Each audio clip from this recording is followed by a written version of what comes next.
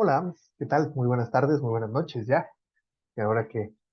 ya estamos en completo horario invernal, ya es noche cerrada en la Ciudad de México y les damos la más cordial de las bienvenidas a una clase más de acceso libre, una clase más del profesor Panda y de Arqueología de Bolsillo, donde pues hoy en día eh,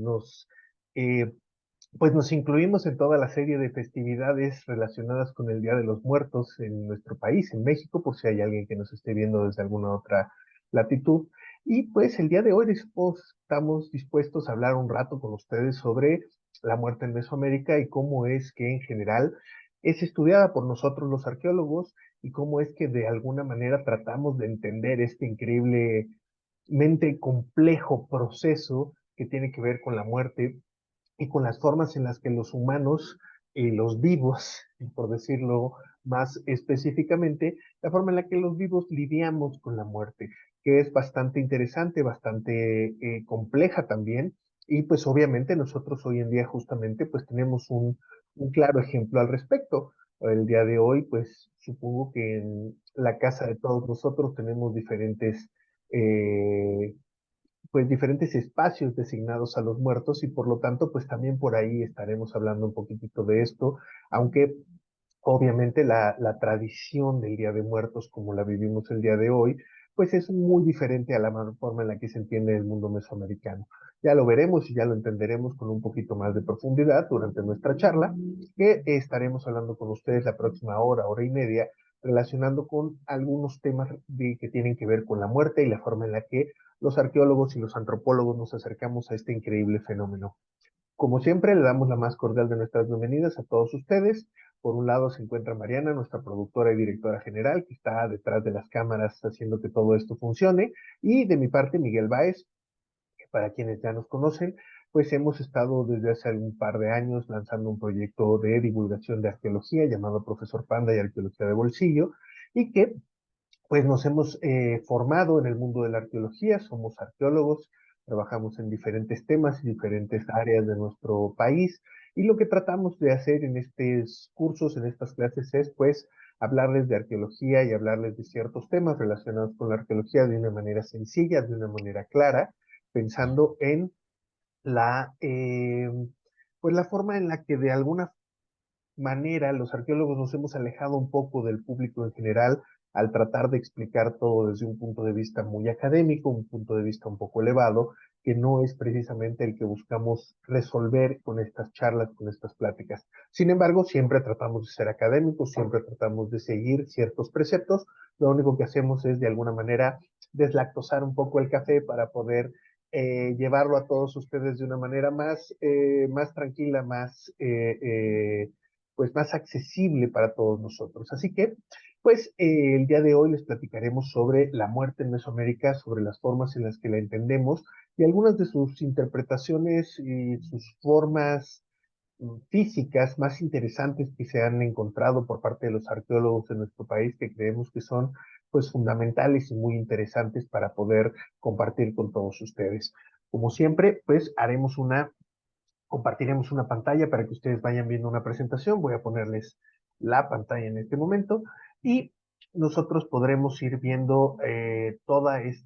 pues, todo esto que les hemos preparado a todos ustedes para que nos acompañen esta noche a hablar de la muerte. Aquí estamos, la muerte en Mesoamérica, explorando su significado. Muchísimas gracias, como siempre, por acompañarnos en estas charlas. Bueno, obviamente la temática de la muerte es una de las más recurridas y una de las que más le interesan a los arqueólogos y a los antropólogos, eh, por diferentes motivos. Seguramente tiene que ver con una visión muy abierta que tenemos en nuestro país relacionada con la muerte, con la forma de entender la muerte, porque ustedes, bueno, como se dice vulgarmente, no están ni para saberlo ni yo para contarlo, pero hay países particularmente de habla inglesa donde, por ejemplo, es un poco tabú hablar de los muertos, es un poco tabú el mostrar imágenes que tengan que ver con muertos. Por ejemplo, les cuento que hicimos hace algunos años una exposición sobre los mexicas, sobre los aztecas en Nueva Zelanda, una exposición muy interesante, muy bien preparada, muy trabajada durante muchos años, pero Cuando le presentamos a la gente de Nueva Zelanda las piezas que pensábamos llevar, incluíamos algunos objetos que tenían representaciones con cráneos y algunos que eran propiamente cráneos humanos, con algunas decoraciones y con algunas temáticas trabajadas por los aztecas. Y la gente de Nueva Zelanda nos hizo saber que en esas latitudes, en estos lugares, al igual que en Australia, pues no son particularmente bien vistas las representaciones de muertos, en el sentido de que pues se considera que eran personas que existieron en otras épocas y que nosotros estaríamos usando su imagen sin su consentimiento, evidentemente. Estos pues son visiones muy modernas, sin embargo, también tenemos nosotros de parte de la antropología que entender por qué suceden, por qué se dan y tratar de llevarlas hacia diferentes eh, vertientes, es decir, nosotros explicar que para nosotros pues no es evidentemente un problema ver una calavera, no es un problema ver un entierro. Sin embargo, pues el público de los mares del sur nos hacía saber que pues obviamente esto era, para ejemplo, para los niños era muy complicado, era difícil de entender, no estaban perfectamente asociados con este tipo de representaciones de la vida y de la muerte, y por lo tanto, bueno, pues tuvimos que suspender la presencia de algunos objetos en esta exposición. Fue un gran éxito en el Museo Te Papa de Nueva Zelanda, de Auckland, y otros museos en Australia. Hace más o menos unos 12 años, 11 años, si no mal recuerdo, se hizo esta exposición, pero fue muy llamativo ver cómo hay lugares de nuestro planeta, hay lugares del mundo que no ven la muerte de la misma manera que nosotros, y que nosotros, en particular los mexicanos, pues somos un conjunto cultural en que estamos muy cerca de la muerte, y en días como hoy, pues lo vemos de una manera muy, muy, muy evidente. Insisto, prácticamente todos seguramente, si volteamos hacia la parte de atrás de nuestras casas, pues encontraremos nuestros altares y encontraremos pues nuestras frutas, comidas, fotografías, veladoras, etcétera, etcétera, que dejamos en estos días porque tenemos la creencia o tenemos la ritualidad de tratar de hacer que se nos acerquen nuestros muertos, porque evidentemente nuestros muertos, nuestros abuelitos, nuestros padres o quien sea que nos ha abandonado, pues no son precisamente figuras que nos generen miedo, al contrario. A todos nosotros supongo que nos gustaría tener una buena charla con las personas que se han ido, por lo menos para preguntarles cómo es el más allá. Sin embargo, el día de hoy lo vamos a abordar no tanto desde el punto de vista en primera persona, no tanto desde el punto de vista personalizado, sino desde el punto de vista de la antropología. Y el día de hoy vamos a tratar tres temas básicamente a lo largo de esta sesión, que tiene que ver, uno, con la muerte en Mesoamérica, una breve introducción relacionada con cómo se entiende y por qué era importante y es tan representada en los contextos arqueológicos de nuestro país. Una segunda parte donde hablaremos del vehículo, es decir, del cuerpo, qué sucede con los entierros, cómo es que los arqueólogos encontramos los entierros y cómo es que particularmente los estudiamos, que es lo importante, eh, para poder entender parte de los comportamientos que existieron con los seres humanos del pasado. Y finalmente hablaremos sobre algunas representaciones del dios de la muerte que se encuentran, pues curiosamente, esparcidas por toda nuestra gran Mesoamérica y que tienen una gran similitud en muchos detalles que iremos platicando a lo largo de observar diferentes, diferentes obras en diferentes formatos que nos muestran la presencia de la deidad de la muerte. Este es más o menos el panorama de lo que vamos a ver el día de hoy, y obviamente pues vamos a comenzar con la muerte y la concepción de la muerte. ¿Por qué? Porque para los pueblos mesoamericanos, todos los pueblos mesoamericanos, es una de las condiciones que nos ayudan a definir Mesoamérica, es decir, el hecho de que una creencia se repita en todas las regiones culturales de Mesoamérica. Es muy significativo el hecho de que se entienda un tema de la misma manera en Yucatán, en Veracruz, en Michoacán, en Oaxaca, en el centro del país. Pues nos da la idea o nos hace entender, es un reflejo más de cómo es que entendemos la gran Mesoamérica. Actualmente en Profesor Panda y Arqueología de Bolsillo nos encontramos dando un curso relacionado con las áreas culturales, con las grandes áreas culturales de Mesoamérica, y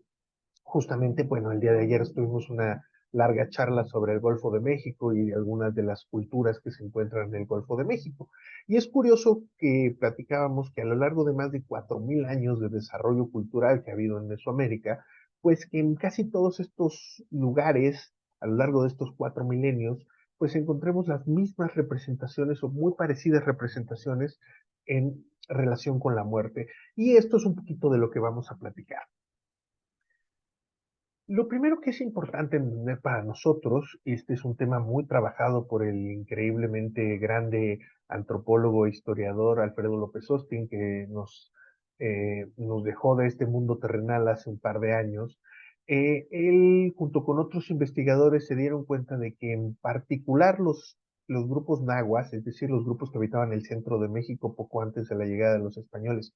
pero mucho tiempo antes, entendían que en el cuerpo humano existían diferentes entidades, nosotros lo llamaríamos, hoy en día nosotros hablamos del alma, es decir, de nuestra, algo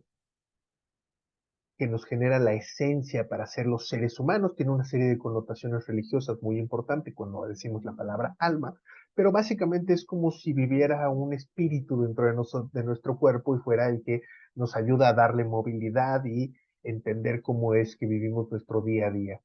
Pues para los pueblos prehispánicos existían básicamente tres entidades que habitaban dentro de los cuerpos humanos de los seres vivos.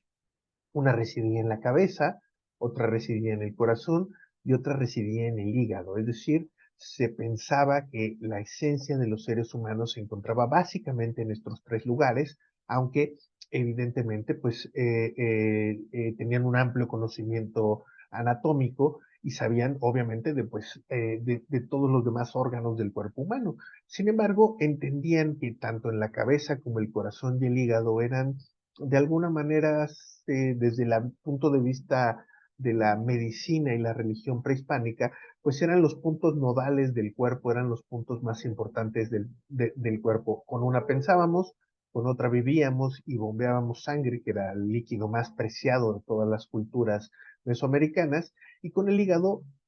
hacíamos toda una serie de, eh, vamos a decir, de eh, emociones que hoy en día, pues nosotros todavía utilizamos dentro de nuestros lenguajes. Por ejemplo, hoy en día todavía decimos este tipo me cae en el hígado cuando queremos hablar de alguien que nos cae mal, porque sentimos que nuestro enojo se concentra en la parte derecha baja del estómago, cerca del estómago. Y, por ejemplo, cuando queremos hablar y relacionarnos con nuestro amor o con nuestras sensaciones de amor, pues usualmente tocamos el corazón. Y cuando queremos hablar de nuestro pensamiento, pues nos tocamos la cabeza. Los mexicas, los nahuas y muchos otros grupos mesoamericanos tenían una visión muy parecida de cómo operaba el ser humano y entonces consideraba que vivían estas entidades dentro del ser humano. Esta es una imagen que ustedes están viendo del códice Laúd, donde pueden ver cómo básicamente hay una serpiente gris saliendo de la cabeza de esta calavera, de esta muerte, es decir, están abandonando este cuerpo, y por el corazón sale otra cuerpo de serpiente que tiene al dios del viento, que es un dios muy importante relacionado con la vida, y más abajo, cerca del estómago, está esta serpiente roja que estaría representando las esencias que tenemos en el hígado. Y esto es muy interesante porque entonces nos hace ver cómo desde hace mucho tiempo ellos ya estaban plasmando los pueblos mesoamericanos estas concepciones que se tienen sobre el cuerpo humano. Hay que tomar en consideración de que en todas las culturas del mundo hay una manera muy clara de delimitar o entender la muerte, porque además es un proceso completamente natural por el que todos cruzamos, por el que todos pasamos, y entonces hay diferentes maneras de entenderlo. Por ejemplo, si ustedes hablan con un budista, pues va a hablar sobre la reencarnación y sobre cómo la esencia de los seres humanos pues va a regresar nuevamente en diferentes formas hasta volver a tomar una condición humana. En el caso de los grupos prehispánicos, lo que se pensaba es que estas esencias abandonaban el cuerpo y entonces el cuerpo quedaba completamente inerte, es decir, el momento del abandono de estas fuerzas era el momento específico de la muerte. Y esto obviamente nos hace ya pensar en la forma antropológica en la que nosotros nos podemos acercar o entender cada una de las representaciones, porque como verán después y más adelante, pues hay, por ejemplo, esculturas que nos muestran el hígado o hay esculturas que nos muestran el corazón, y entonces nos puede hablar un poco sobre estas fuerzas y estas esencias. Tampoco podemos decir que en toda Mesoamérica esto haya sido de la misma forma, pero es muy parecida y es increíblemente notorio para los antropólogos el que encontremos estas particularidades dentro de pensamientos antiguos que nos hacen pues tratar y poderlos estudiar de una manera más certera. La materia, evidentemente, pues es, por un lado, el cuerpo humano, evidentemente, ya hablaremos de eso en la siguiente sección, pero es propiamente el vehículo en el que nosotros nos movemos, nuestro cuerpo, nuestro esqueleto. Y esto es también muy interesante porque los grupos prehispánicos encontraron esta forma de representar a la muerte, de representar la desaparición de las esencias, de la misma manera o de una manera muy similar a la que se ha encontrado en buena parte del mundo, que es representar a través de nuestro esqueleto. Y esto significa, evidentemente, pues un conocimiento anatómico bastante detallado, bastante delicado, y que además se fue juntando y se fue marcando con diferentes elementos. Así es que nosotros vamos a encontrar, por ejemplo, este que es un pequeño vaso mixteco que tiene al dios de la muerte, si ustedes pueden ver, pues tiene un punzón en la mano derecha y tiene un cuchillo en la mano izquierda. Son instrumentales que utiliza la muerte o que están relacionados con la muerte para diferentes actividades. Piensen que la muerte no es nada más un proceso en específico, sino que es todo un mundo al cual nosotros nos vamos a acercar una vez que fallezcamos. De alguna manera, cada una de las religiones en el mundo tienen esta misma visión, la idea de poder trascender a la muerte, es decir, que en el momento posterior a nuestra desaparición nosotros podamos ir a otros lugares o tener otro tipo de eh, eh, le llamaríamos aventuras, puesto que aprendemos mucho sobre el mundo prehispánico y vemos que estos lugares mitológicos a los que va uno cuando muere, pues son lugares donde hay que resolver algún tipo de problemas, donde hay que transitar sobre una serie de detalles. Un poco parecido, aunque no similar, a, por ejemplo, la novela de La Divina Comedia de Dante Alighieri, que es una alegoría específica sobre los niveles del inframundo, del infierno, como se conoce en términos eh, judeocristianos, y que son, pues, digamos, una manera de observar todos estos mundos o todos estos lugares que existen después de la muerte y en los espacios a los que van los muertos. Esto, insisto, es bastante interesante, ya que nosotros podemos entonces empezar a entender cómo es que los seres humanos empezaron a representar a sí mismos su muerte para poder trascenderla de alguna manera. Evidentemente, pues, el camino pues es uno y por lo tanto pues todos íbamos a terminar o todos terminamos básicamente en los huesos, a no ser que pues existan algunos procesos relacionados con la deposición de los cuerpos que tendrían que ver, por ejemplo, con la cremación, que es algo que actualmente se usa mucho por cuestiones de salubridad, pero que también era utilizada durante época prehispánica. La cremación, ya veremos algunos casos muy específicos de casos de cremación que son pues increíblemente parecidos al mundo moderno. Entonces, nosotros pues tenemos que entender que hay dos maneras o dos formas de entender la muerte desde nuestro punto de vista, que es obviamente la desaparición de la persona, es decir, cuando tratamos con restos humanos, donde usualmente nos echan la mano los antropólogos físicos, y todos los objetos materiales que se están ligando o asociando a esta actividad o a este ritual de paso que es la muerte. Tenemos que pensar que para todos los seres humanos, pues la muerte es básicamente un paso más entre la vida y entre el camino que los dioses han destinado para nuestras esencias, para nuestros cuerpos. Y esto es muy interesante. Alguien me preguntaba hace rato que si esto era una visión, digamos, muy positiva o negativa, es decir, asociándolo con los casos de dualidad o cómo entendemos la dualidad. Y esto es un poco diferente. Los seres humanos en el mundo mesoamericano, tienen una visión dual complementaria, es decir, de opuestos complementarios. La vida y la muerte son opuestos que se complementan, como por ejemplo el día y la noche son también opuestos que se complementan. Y esta es una manera muy diferente de verlo. Por ejemplo, ustedes pueden estar pensando en este momento el yin y el yang de los chinos, por ejemplo, pero el caso del yin y el yang, más bien se está hablando de una visión positiva y de una visión negativa. Por eso también se habla de estas ideas orientales que tienen que ver con el karma, ¿no? Por ejemplo, cómo cómo se reutiliza o cómo a partir de un mal proviene un bien. Digamos, eso nos hablaría de un circuito completo que siempre está en movimiento y por eso se habla, por ejemplo, de karma. En el caso de los pueblos mesoamericanos, nosotros más bien hablamos de opuestos que se complementan, es decir, todo es parte de un gran mundo y dentro de este mundo siempre hay dos partes que tienen, digamos, engranajes que hacen que una haga que la otra funcione. Por eso, por ejemplo, ya lo veremos más adelante, siempre vemos que los dioses tienen, por ejemplo, sus parejas femeninas, la mayor parte de los dioses son masculinos, pero en general tienen su contraparte femenina, que son las partes que nos ayudan a completar nuestros círculos, es decir, hacer que de dos aparezca uno, vamos a decirlo de esa manera vulgar. Además, la muerte de los seres humanos, pues tiene toda una serie de ritualidades y toda una serie de procesos que son y fueron comprendidos desde el propio pasado de una manera muy interesante. Por ejemplo, aquí viene a colación, y por eso les pongo esta imagen, el viaje durante la creación del universo, de acuerdo con los nahuas, la creación del quinto sol, que es en el sol del movimiento en el que vivimos todos nosotros, y que tiene que ver, por ejemplo, con, ustedes han oído la historia de cómo se creó el sol y la luna en Teotihuacán y cómo los dioses no se ponían de acuerdo de quiénes eran los que tenían que levantarse una gran hoguera para crear el sol. Finalmente, pues se creó el sol, se crearon dos soles, uno de los dioses aventó un conejo, el conejo golpeó uno de los soles y entonces se convirtió en la luna, pero una vez que los dioses hicieron la creación, pues cayeron en el problema que habían tenido en otros momentos y en otras de las creaciones, que es, ¿y qué hacemos con la vida? ¿Qué hacemos con los seres humanos? Y entonces,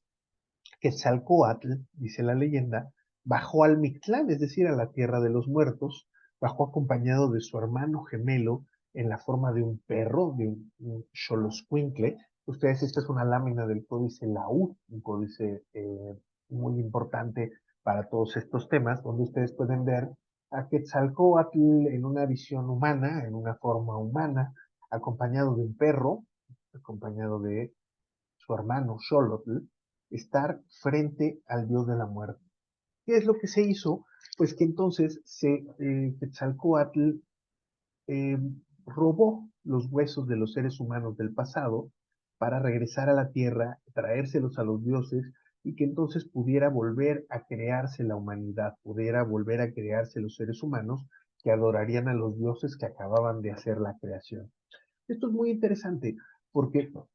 la historia entonces nos habla de que los dioses tienen que ir a un lugar muy específico que es el lugar de los muertos. Aquí está representado por el templo y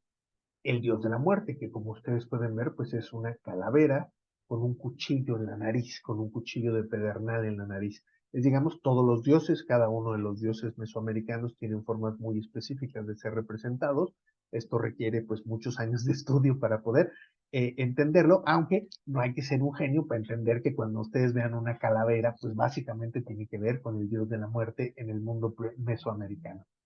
Lo interesante entonces es que la muerte es uno de los elementos que están más presentes durante el mito de creación del ser humano, es decir, la muerte es parte del proceso de creación de la vida. Y entonces, posteriormente, no les he puesto esas imágenes, pero por ejemplo, hay otras imágenes de este mismo códice donde vemos al dios de la muerte compartir el cordón umbilical con un niño recién nacido, porque se supone que estas son las almas que están subiendo desde el Mictlán, son almas que han estado ahí durante mucho tiempo y que entonces están regresando por algún motivo en particular. Sin embargo, la muerte siempre estaba presente durante el nacimiento. ¿Por qué? Bueno, por además un motivo particularmente médico importante. En el mundo prehispánico, la digamos, tasa de mortandad que nosotros hemos encontrado en diferentes sitios arqueológicos es muy elevada. Es posible que uno de tres o uno de cuatro niños que nacieran fallecieran o en el parto o a los pocos años de haber nacido. Y esto tiene que ver, obviamente, con el, pues obviamente la adquisición de enfermedades, con problemas en el parto. Ahora regresaremos un poco al parto porque ahí además hay un tema muy interesante relacionado con la muerte. que quisiéramos después hacer de notar. Sin embargo, lo que estoy tratando de decir con esta lámina es que la muerte está totalmente presente en el origen y nacimiento de los seres humanos en el mundo. Por eso es, como les digo yo, un opuesto complementario. La muerte se supone que no debería de jugar ningún papel ahí y sin embargo está presente en el momento justo. De hecho, en este momento estamos viendo cuando Quetzalcóatl se presenta en el Mictlán ante el dios de la muerte, y el dios de la muerte tiene un punzón, que es este objeto blanco que tiene entre las manos, es un punzón para sacar sangre, y ahí se ve justamente el chorro de sangre con un circulito. El circulito quiere decir chalchihuite, que es divino. La sangre es divina para todos los dioses porque es de lo que ellos se alimentan. Por eso, obviamente, el sacrificio era algo muy común y muy notable en todas las culturas mesoamericanas. Este mito está presente de diferentes formas en prácticamente todas las culturas. En todas las culturas de México, de Mesoamérica, encontramos alguna calavera, alguna deidad de la muerte que está participando en el momento preciso de la vida, es decir, opuesto que se complementa. Lo interesante aquí es cómo nosotros nos acercamos, cómo nosotros estudiamos primeramente a los muertos. Y los muertos los estudiamos obviamente a través de su vehículo, a través del cuerpo humano, que es entendido por los pueblos mesoamericanos como el vehículo, como el cuerpo, el habitáculo que tiene nuestras esencias, nuestra alma, si lo queremos ver desde el punto de vista moderno. Pero este es, digamos, uno de los temas más interesantes. ¿Por qué? Porque nosotros los arqueólogos usualmente cuando excavamos, usualmente en México encontramos entierros, así los llamamos vulgarmente cuando encontramos un cuerpo humano o partes de un cuerpo humano, nos referimos a ella como entierros. Muchas veces hay entierros de un tipo, hay entierros de diferentes tipos, ahora lo platicaremos brevemente, pero lo que queremos empezar a entender es que esto es muy común para nosotros. De hecho, nosotros tenemos, digamos, un discurso muy interesante que es cuando ya se nos acabó el dinero, cuando ya se nos acabó la temporada de excavaciones y es viernes a punto de que todos salgamos para el fin de semana irnos a la casa o a terminar la temporada, ahí es cuando usualmente nos salen los muertos, los entierros, y pues ustedes deben entender que cuando nosotros encontramos uno de estos cuerpos, lo primero que tenemos que hacer es trabajar rápido y raudamente porque estos cuerpos, la materia orgánica de los huesos, pues no necesariamente está preparada para resistir los golpes térmicos que produce el hecho de que nosotros le quitemos la tierra que los ha estado cubriendo por siglos y después pues los expongamos al aire y al calor y a las temperaturas modernas. Esto es una tarea que se suele hacer rápido, aunque no necesariamente tiene que ser veloz dependiendo de cómo cuidemos estas condiciones. La muerte, los entierros, usualmente van acompañados de una enorme cantidad de ritualidades, de una enorme cantidad de ceremonias. Yo en este caso les he puesto un ejemplo que es, pues tal vez a mí el que más me ha llamado la atención, incluso conmovido en la historia de Mesoamérica. Este personaje que ustedes ven en la cajita está muerto y es un personaje que se llama, por allá arriba está su nombre, 12 Movimiento, es un señor mixteco y es el medio hermano de uno de los personajes más importantes de la historia de Mesoamérica, que es Ocho Venado Garra de Jaguar, un gran señor de la Mixteca de Oaxaca, de varias de las Mixtecas, de la Mixteca de Alta y de la Mixteca de la Costa, un señor conquistador. Este era a su hermano mayor, quien lo enseñó a pelear, quien lo enseñó a ser guerrero, quien lo enseñó a conquistar y pues que lo acompañó en buena parte de sus aventuras. Sin embargo, bueno, este hombre falleció en un temazcal, no se sabe con claridad si fue asesinado o murió por causas naturales, todo parece indicar que fue asesinado, y Ocho Venado decidió hacer toda una serie de funerales de Estado o el equivalente a los funerales de Estado para su hermano que no era rey. Es decir, Ocho Venado dobló todas las reglas mortuorias que se conocían hasta ese momento para poder rendirle honores a su hermano, a su medio hermano muerto.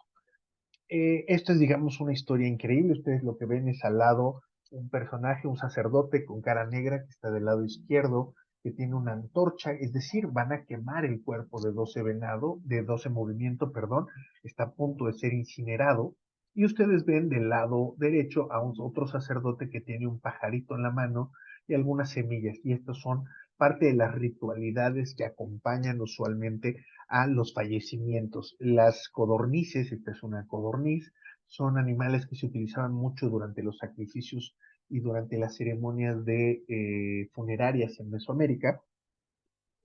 porque justamente se derramaba la sangre de estos animales para acompañar para acompañar a los señores muertos. Esta es, digamos, una escena muy interesante porque nosotros podemos observar propiamente el velorio, el velorio de un gran personaje mesoamericano, de un gran señor mesoamericano, lo cual creo yo que es bastante interesante. La, la parte que, digamos, nos llama a nosotros mucho la atención es pues que obviamente nosotros usualmente lo que encontramos es esto que ustedes ven, básicamente es un entierro, nosotros así los clasificamos, así los llamamos, entierros, que es cuando encontramos a un ser humano que ha fallecido. Aquí hay varios detalles que son interesantes de hacer notar. Nosotros podemos encontrar, hay toda una tipología muy amplia de cómo encontramos a los muertos. Sin embargo, en Mesoamérica usualmente los encontramos de dos formas. Recostados, muchas veces están de lado, con las piernas flexionadas a veces, pero acostados básicamente, pero también hay muchos entierros que se encuentran sentados en posición, nosotros llamamos posición sedente, y es decir, están sentaditos en un hoyo en la tierra. Estas, digamos, son las formas más comunes en las que nos encontramos a los muertos, y hay de diferentes formas, porque pues nosotros las clasificamos, por ejemplo, de acuerdo a sobre qué lado descansan o hacia dónde están orientados, por ejemplo. Muchas veces al encontrar los cráneos, pues utilizamos la dirección a la que apuntan los cráneos para decir, bueno, este es un entierro que está orientado hacia el norte, hacia el oeste, porque los pueblos mesoamericanos tenían una importante relación con los puntos cardinales y hacia dónde orientaban las cosas. Es algo, digamos, muy importante y muy conocido en todo el mundo mesoamericano. El otro detalle es evidentemente, pues, cómo lo encontramos y por qué es tan importante. Y esta es una de las cosas más, digamos, impresionantes con las que nosotros nos ayudamos con los antropólogos físicos, que son propiamente las personas que se encargan de estudiar los restos humanos que nosotros encontramos. A muchos arqueólogos les encanta meter mano en este tipo de temas, pero porque nosotros los encontramos, es decir, nosotros los excavamos, pero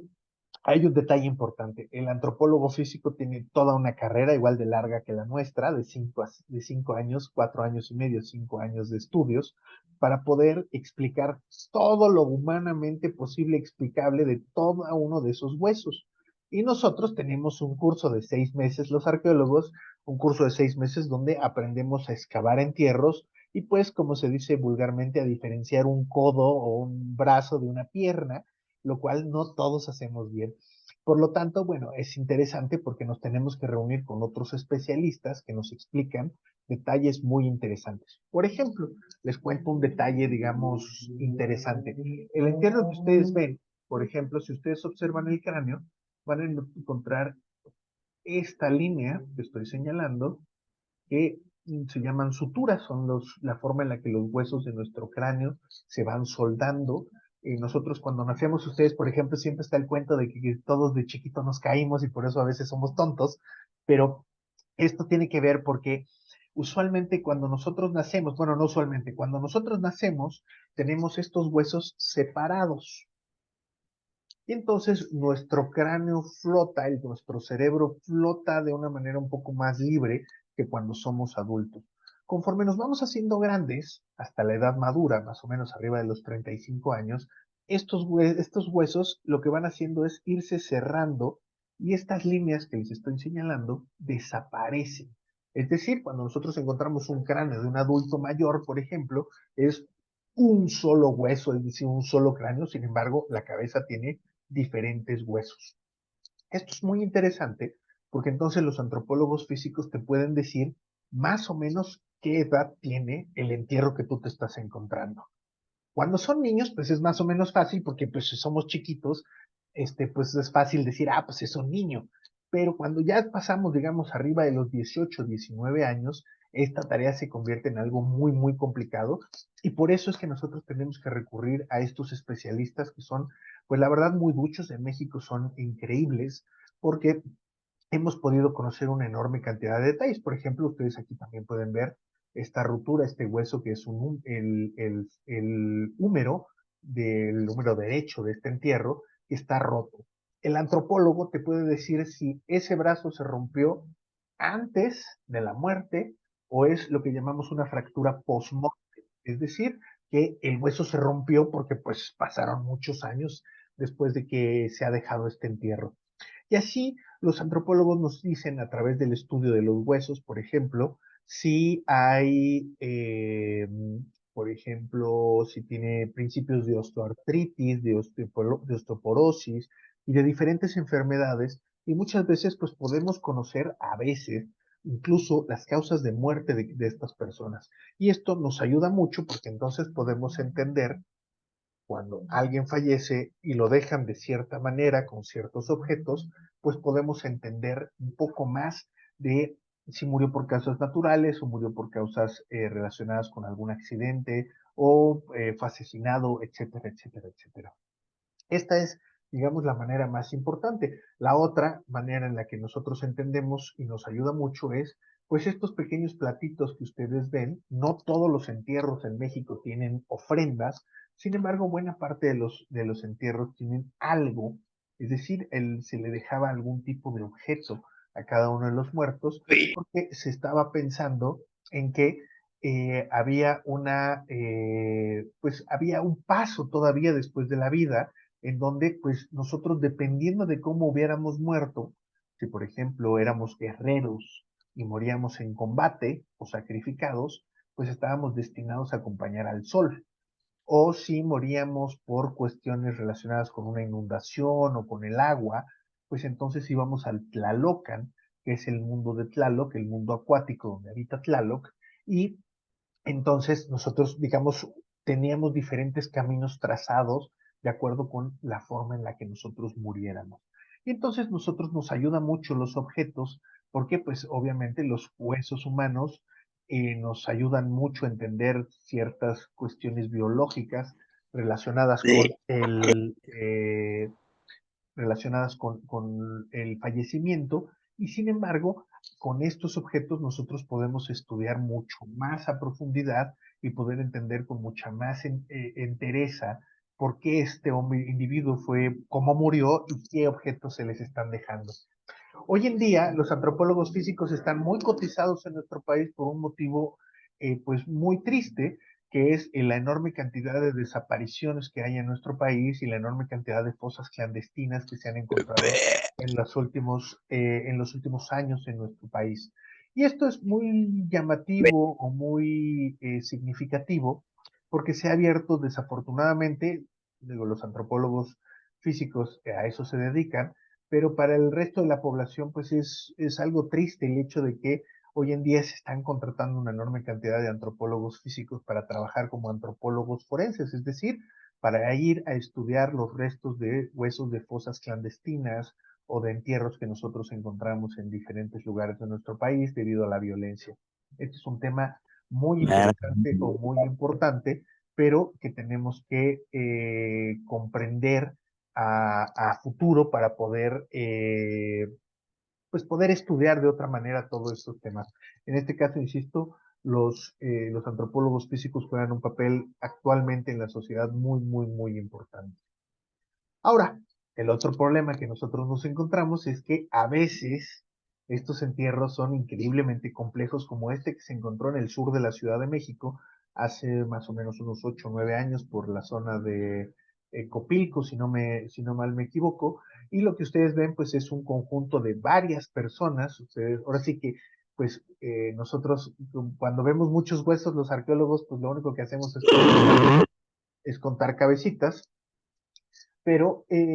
nos damos cuenta de que existen una enorme cantidad eh, pues de elementos a estudiar. Aquí nosotros vemos por lo menos unos 7 u 8 individuos que fueron enterrados en una misma fosa que fueron acompañados por diferentes elementos como platos, alguno venía con algunas joyas, alguno viene con algunos otros elementos,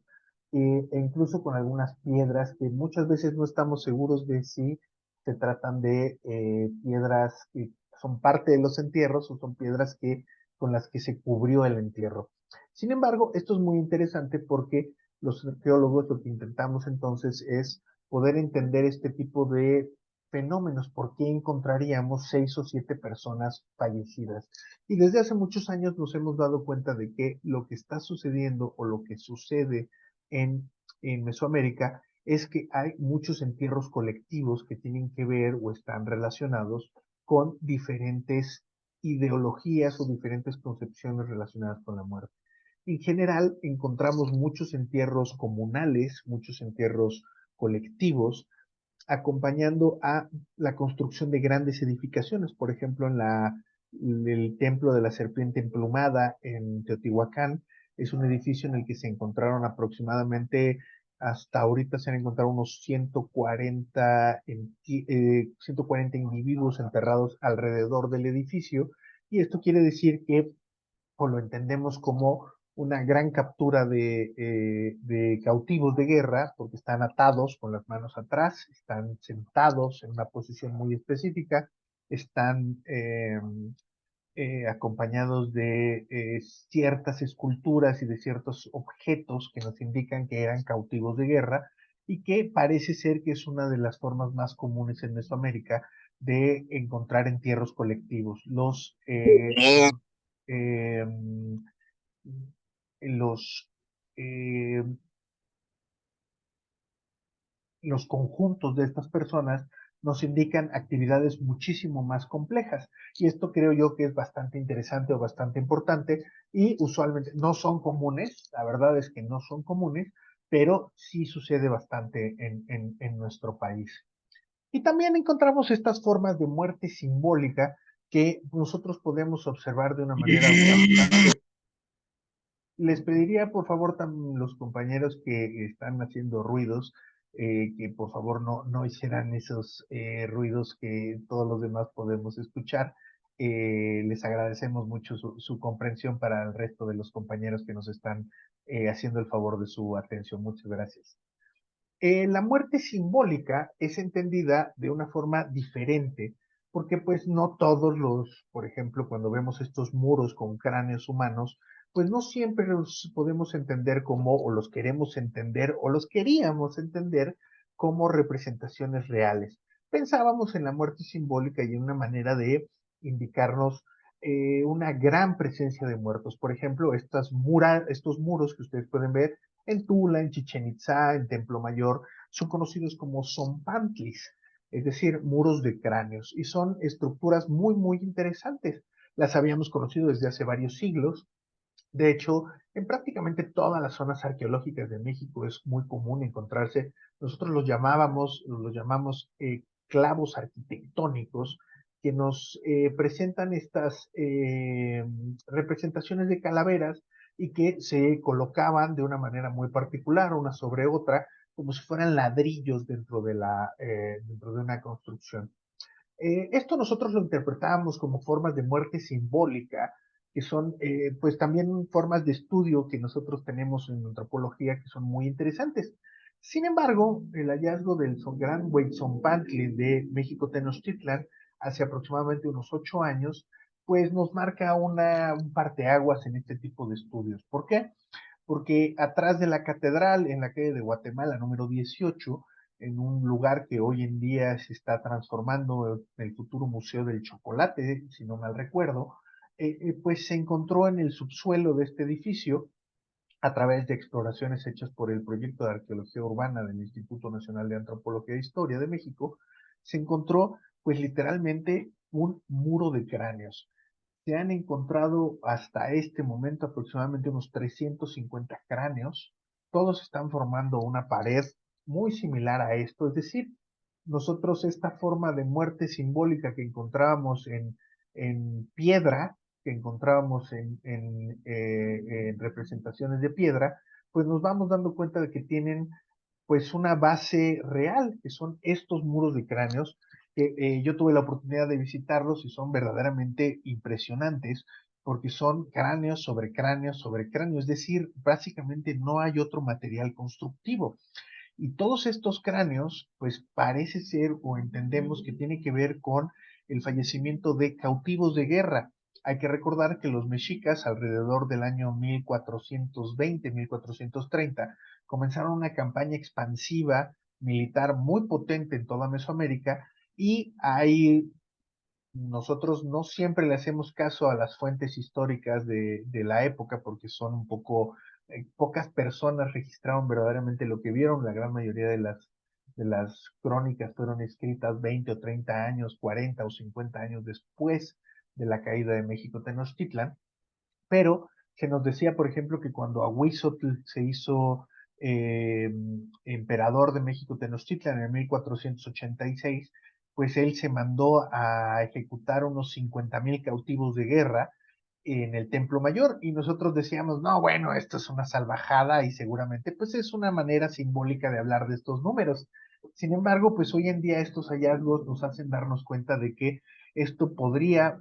no sé si el número de 50,000 sea correcto, pero las proyecciones que tienen mis compañeros arqueólogos que trabajan en este lugar, pues sí estarían hablando de miles de cráneos encontrados en esta zona. No todos se han podido excavar, muchos siguen abajo del edificio, habría que tirar el edificio para poder excavarlo, y esto, bueno, es algo que usualmente no se hace,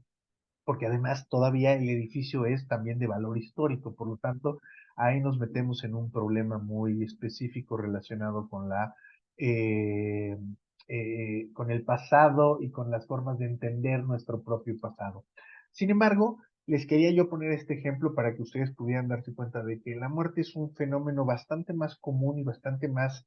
eh, notorio dentro de las culturas de los que a nosotros tal vez nos gustaría admitir o nos gustaría reconocer en nuestro pasado. Sin embargo, son comportamientos, nosotros nos hemos dado cuenta de que los mexicas, por ejemplo, lo que hacían era conservar los huesos de las personas, conservar huesos de personas sacrificadas como algo sagrado. Posiblemente estos son pantles lo que están haciendo y lo que están representando son justamente el templo del Señor de la Muerte, donde se supone que él habitaba o vivía cerca de huesos de los seres humanos y que entonces pues digamos, eran parte de la decoración de su templo y eran parte del ámbito que se vive en el Mictlán. El Mictlán es un lugar de huesos, es un lugar de muerte. Y esto, insisto, es algo muy, muy interesante, muy llamativo y muy importante de poder revelar porque nosotros en las fuentes históricas habíamos visto que esto existía y sin embargo ahora estamos viendo que, eh, que esto es además una realidad. Entonces, pues creo yo que es muy interesante. Seguramente que en el futuro se irán escribiendo libros y se irá revelando parte de la información. Lo único que les puedo contar yo como chisme es que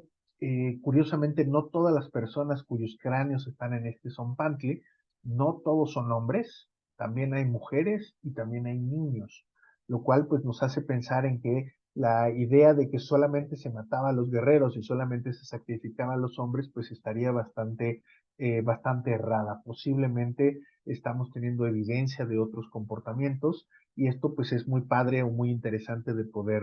hacer notar. Como les decía, pues obviamente el Señor de la Muerte se encarga de todos estos restos humanos, se encarga de la disposición de todos estos restos humanos, y esto es algo que nos parece muy interesante. Yo trabajo todos los días en el Templo Mayor, trabajo, digamos, propiamente en México Tenochtitlan, me toca excavar, tengo esa maravillosa tarea de trabajo, y es muy interesante porque a veces hacemos trincheras, es decir, grandes hoyos entre los edificios para poder explorarlos, y en la zona central del Templo Mayor es muy llamativo porque encontramos huesos humanos, pero solamente encontramos pequeños fragmentos de huesos humanos y casi todos pertenecen a los cráneos de los individuos. Esto nos haría indicar o nos haría pensar en que justamente hay un tratamiento mortuorio muy selecto. Lo más normal que uno estadísticamente tendría que encontrar si no hubiera un tratamiento raro con los huesos o un tratamiento especial con los huesos, lo más normal que nosotros debiéramos encontrar son huesos de las manos o huesos de las pies, porque tenemos muchos huesos en estas regiones. Tenemos todos los huesos que forman la mano, que son aproximadamente 10, más todas nuestras falanges. Cada dedo tiene 3 falanges, con excepción del dedo pulgar. Por lo tanto, tenemos una enorme cantidad de huesos en manos y pies, y estadísticamente tendríamos que encontrar más huesos de pies que huesos o fragmentos de huesos de cráneo o huesos largos, por ejemplo. En el Templo Mayor no encontramos, y en muchas otras zonas centrales de sitios arqueológicos no se encuentran huesos largos, no se encuentran huesos de las piernas, huesos de los brazos, huesos de las manos. Se escoge muy selectamente qué se guarda y qué no se guarda, y para qué se utiliza. Sin embargo, nosotros todavía, por ejemplo, no hemos dado, ya dimos con un depósito de cabezas, pero seguramente que en otro lugar tendrían guardados el resto de los huesos de partes del cuerpo humano, porque eran, insisto, todos sagrados. Recuerden, insisto, aquí es una imagen del Códice Laúd también, donde vemos a Mictlantecutli, al dios de la muerte, portando una cabeza sangrante, es decir, una cabeza que ha sido decapitada y que seguramente terminaría en un zompantli. Sabemos además o entendemos que son cautivos por la forma en la que está siendo sostenido. Usualmente en la iconografía mesoamericana, cuando ustedes vean que alguien está siendo tomado de los cabellos, es una manera de significar que ha sido tomado como cautivo. Y esto es un tema muy, muy padre, muy interesante, y se observa en toda Mesoamérica, en el área maya, en Oaxaca y en muchos lugares.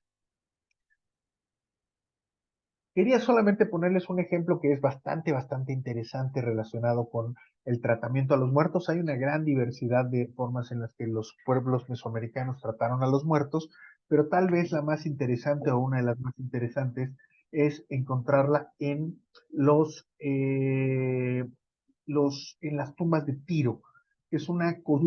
cultura funeraria que sucede en el occidente de nuestro país, en Michoacán, en Colima, Nayarit, Sinaloa. Se han encontrado tumbas de Tiro, y es un conjunto o un concepto relacionado con la muerte muy espectacular.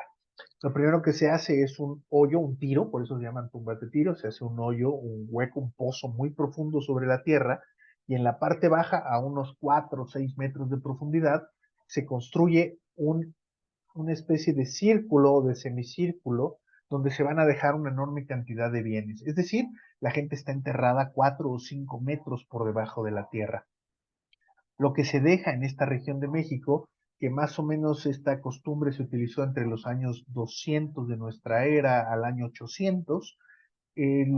Muchas veces nosotros no conocemos las ciudades donde estos personajes habitaron, los pueblos. Lo que conocemos son sus cementerios, es decir, las tumbas de Tiro. Y lo más interesante que encontramos es que muchas veces están acompañados los cuerpos de muchas ollas, muchos objetos, platos con comida, algunos animales.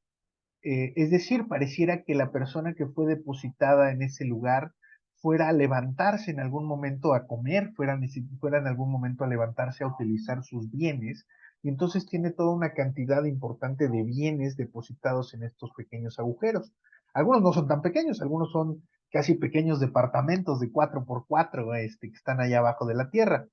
Pero lo que es más interesante es que ustedes, por ejemplo, aquí pueden ver a un personaje que tiene una macana en la mano, porque usualmente estos personajes de las tumbas de Tiro son enterrados con jugadores de pelota,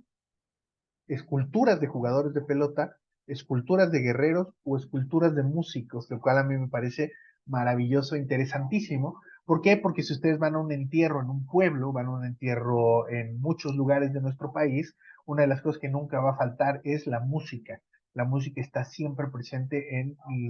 el momento final de la deposición de algunas personas. Entonces,